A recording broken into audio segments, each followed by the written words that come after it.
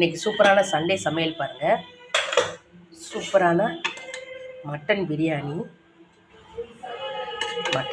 சூப்பரான mutton biryani, chicken gravy வச்சுருக்கேன் பாருங்கள். அப்படின்னா ஸ்பெஷல் என்னென்னா மல்லி இலையெல்லாம் சேர்த்து அரைச்சி, இதில் பார்த்தீங்கன்னா மல்லி இலையும் வெங்காயம் தக்காளியோடு சேர்த்து இந்த மல்லி இலை கருவேப்பிலை எல்லாமே சேர்த்து அரைச்சி மசாலா பண்ணியிருக்கேன். ஸோ செம்ம டேஸ்ட்டாக இருக்கும் பாருங்கள். அதுக்கப்புறம் இன்னொரு செய்யணும்னா இங்கே மட்டன் கிரேவி, அதாவது மட்டன் வேகிறப்பே எடுத்து வச்சுட்டேன் இந்த கிரேவியை. அதுக்கப்புறம் ரைஸ் போட்டு நான் பிரியாணி பண்ணிவிட்டேன். பிரியாணிக்கு முன்னாடி எடுத்த கிரேவி இது எடுத்தோன்னா நம்ம ஈவினிங் தோசைக்கு நம்ம யூஸ் பண்ணிக்கலாம். அப்புறம் இங்கே ஆனியன் ரைத்தா. ஸோ அவ்வளோதான் இன்றைக்கி சண்டே சமையல். உங்களுக்கு இந்த வீடியோ பிடிச்சிருந்தா லைக் பண்ணி ஷேர் பண்ணி சப்ஸ்கிரைப் பண்ணுங்கள். இதுதான் special dish. Thank you.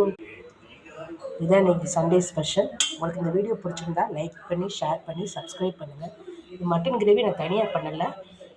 Biryani பண்ணுறப்பே 4-5 whistle போட்டு நான் எடுத்து வச்சுட்டு அதுக்கப்புறம் நான் ரைஸ் போட்டு பிரியாணி பண்ணிட்டேன். இது உங்களுக்கு இது மாதிரி இந்த டிப்ஸை நீங்களும் ஃபாலோ பண்ணுங்கள். தனித்தனியாக கிரேவி தனியாக, ரைஸ் பிரியாணி தனியாக செய்ய வேண்டியதில்லை. முதல்ல நம்ம கொஞ்சம் கிரேவி எடுத்து வச்சுட்டு அப்புறம் ரைஸை